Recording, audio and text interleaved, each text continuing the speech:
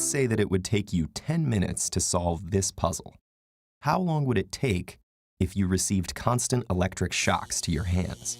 Longer, right? Because the pain would distract you from the task. Well, maybe not. It depends on how you handle pain. Some people are distracted by pain. It takes them longer to complete a task, and they do it less well. Other people use tasks to distract themselves from pain, and those people actually do the task faster and better when they're in pain than when they're not. Some people can just send their mind a-wandering to distract themselves from pain. How can different people be subjected to the exact same painful stimulus and yet experience the pain so differently? And why does this matter? First of all, what is pain? Pain is an unpleasant sensory and emotional experience associated with actual or potential tissue damage. Pain is something we experience, so it's best measured by what you say it is. Pain has an intensity. You can describe it on a scale from 0, no pain, to 10, the most pain imaginable. But pain also has a character, like sharp, dull, burning, or aching. What exactly creates these perceptions of pain? Well, when you get hurt, special tissue damage sensing nerve cells, called nociceptors, fire and send signals to the spinal cord and then up to the brain. Processing work gets done by cells called neurons and glia. This is your gray matter. And brain superhighways carry information as electrical impulses from one area to another. This is your white matter. The superhighway that carries pain information from the spinal cord to the brain is our sensing pathway that ends in the cortex, the part of the brain that decides what to do with the pain signal.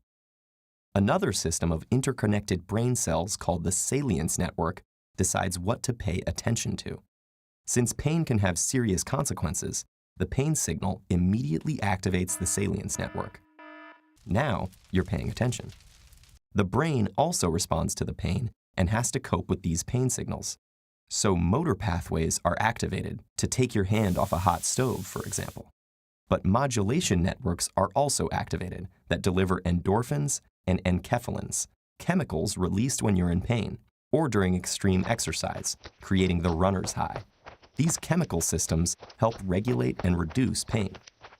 All these networks and pathways work together to create your pain experience, to prevent further tissue damage, and help you to cope with pain. This system is similar for everyone, but the sensitivity and efficacy of these brain circuits determines how much you feel and cope with pain. This is why some people have greater pain than others, and why some develop chronic pain that does not respond to treatment, while others respond well. Variability in pain sensitivities is not so different than all kinds of variability in responses to other stimuli. Like how some people love roller coasters, but other people suffer from terrible motion sickness.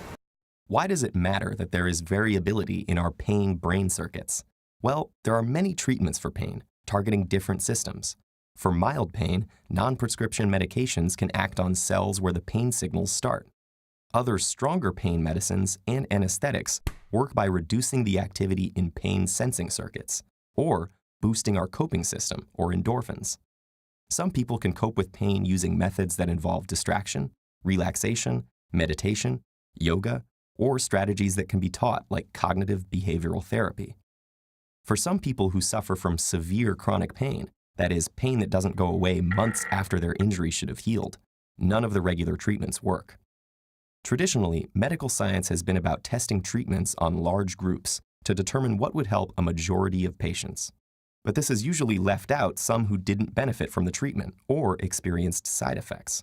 Now, new treatments that directly stimulate or block certain pain-sensing, attention, or modulation networks are being developed, along with ways to tailor them to individual patients, using tools like magnetic resonance imaging to map brain pathways.